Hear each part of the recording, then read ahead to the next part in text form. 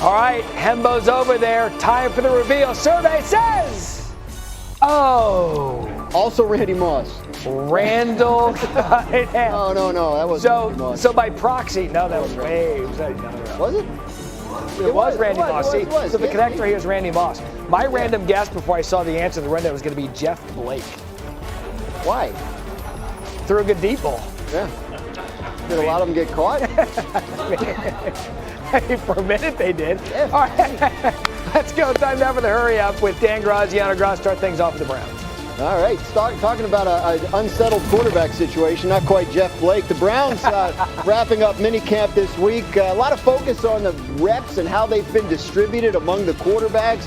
Shedeur Sanders getting pretty much fourth in line most of the week. Kenny Pickett getting most of the reps. Joe Flacco, they feel like doesn't need as many.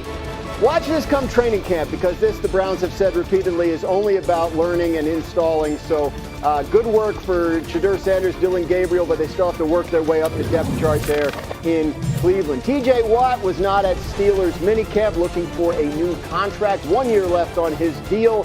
His deal is paying him about $21 million this year. The top of the edge rusher market's about $40 million at this point, so he wants more. We'll see how that goes as the offseason goes along. Remember, his last contract extension, he didn't sign until a couple of days before the season. That was, I think, 4 years ago. Time flies. The Bengals dealing with an issue with their star edge rusher, Trey Hendrickson. He was not at minicamp. He's been extremely vocal about wanting a new contract, set to make about $16 million this year.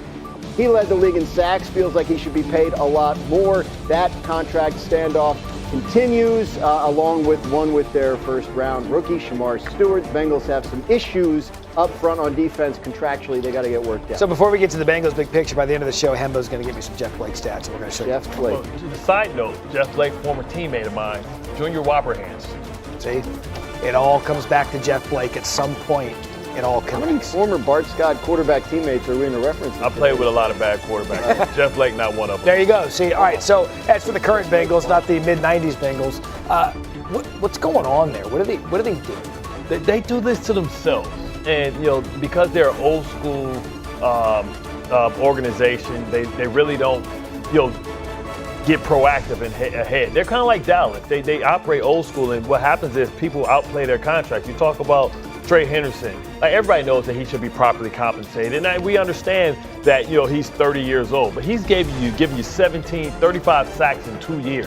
He's been just as good as Myles Garrett in one of the toughest divisions in all of football, and one of his best abilities is availability, and he's a great guy, high character guy, and they should do the right thing by him. So you can say whatever you want, but when Danielle Hunter got paid, then that's the comp. You look at Myles Garrett, 30 years old, that's the comp. Listen, I know we talk about, I talk about Steve McNair, but 30 is like the new 28. Like, he still has a lot of good years left in him. 3 years, guys train better, they last longer. You can't go off of the old metrics, how players used to diminish after 30. It used to be the kiss of death. And back to Bart's point, from a strategic standpoint, they waited on T. Higgins and Jamar Chase, paid a massive premium. We know that TJ Watt will get done, as Graz referenced, probably later than sooner. Micah Parsons is going to get done probably later than sooner. So if I'm Cincinnati and I've had this productive offseason up till now, getting those great receivers signed, go ahead and get Trey Hendrickson done right now. You need him. Shamar Stewart is a massive question mark at best as a first-round pick who hasn't played. Hubbard retired.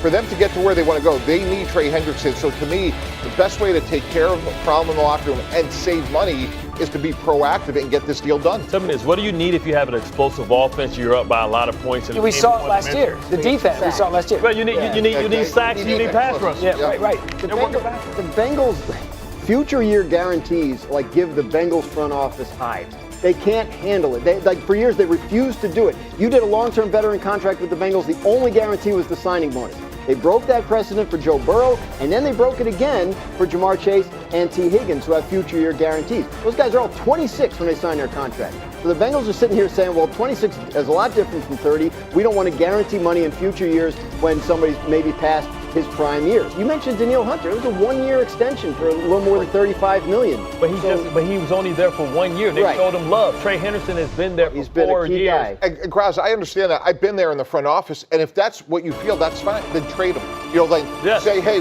we can't find a landing spot. we're going to trade you to Team X. We'll get some draft choices. He did, remember, he did ask for a trade. Like, he went out and explored that. They couldn't find a team that was willing to give the Bengals what they wanted and also give Trey Hendrickson. They're not the only ones that are hesitant to give Trey Hendrickson a long term. No. It's plenty of teams that give Trey Henderson a long-term deal. They don't want to give him a first-round draft pick compensation. And if you think I'm that valuable, then pay me. I don't understand. Like, listen, we've been here before with the Bengals. The Bengals is one of these teams, these organizations that have inconsistent success because they get in front of themselves. They should have paid Jesse Bates a couple years ago. Maybe their defense would be a little better if they did that. They should have paid Trey Henderson years ago when they saw he was trending in the right direction. That way they would have got him under market value. But here's the risk in all of this. You've got a quarterback in his prime with dominant receivers, and you could be wasting that. Yeah, and Matt, as Greedy would like to say, here's some sneaky big news. They have a first-time defensive coordinator in Al Golden who came over from Notre Dame,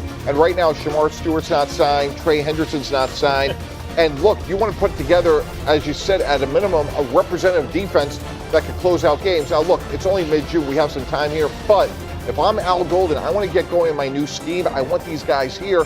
And to me, if you've done so well with Higgins and Chase, getting Trey Hendrickson figured out to me was the easiest one of them all. And again, once Danielle Hunter was done, I want to go before TJ Watt. I want to go before Micah Parsons. So I don't know why waiting is going to benefit them. Below Myles Garrett, above Crosby. That's it. It's easy. Where's the Danielle Hunter factor? Anyway, look, it's easy. Fact of the matter is, like, you don't hear about trade talks anymore. I think Trey Hendrickson has made it clear he likes it there, and the Bengals, I think this probably gets worked out. I don't know what the compromise ends up being, but as you mentioned, Mike T, there is time. What's interesting with the Bengals is how we talked earlier about how the Bills prioritize offense in the draft, right? All their first-round picks are defense. It seems like in terms of where they put their money, the Bengals prioritize offense and not defense. They mentioned Jesse Bates. They let him walk. So if you're going to do that, you got to draft like crazy on the defensive side of the ball. And if you draft a guy in the first round defense, you got to get him signed. The old Colts were the same way, but they always paid Freeney and Mathis. They make sure they pay those outside guys. This are at a premium. Bottom line, though, you've got one of the best quarterbacks in the league, and if you don't get this thing sorted out defensively, you could be wasting one of the great offenses coordinator. They've been to the playoffs. They've been bounced 8 straight years. Let's start with the relationship between Aaron Rodgers and Arthur Smith. Is that enough to get going right away to get them beyond what we've seen them do the last 8 years? Well, no, because I think there are other issues with the Steelers. I think, the relationship between Aaron Rodgers, what Ben's talking about, they didn't want Russell Wilson to go off script because that caused problems for Russell Wilson and his team the 2 years he was in Denver, the later part of his year in Seattle, or his career in Seattle. So they wanted to make sure that he stayed on script. I don't think that Arthur Smith's going to require that of Aaron Rodgers as much as he did Russell Wilson. Different players, as Roethlisberger said. I think the issue with the Steelers is, are they good enough as a team? Aaron Rodgers is 41. By the time the playoffs start, if they get there, he's going to be 42. Can he stay healthy throughout the season? They have one established receiver, DK Metcalf, who over a 6-year NFL career has averaged 73 catches a year. Their average age on their starting defense is right around 28, which would make it one of the oldest in the league, and they don't even have TJ Watt in camp yet because of a contract dispute. They got a rookie running back.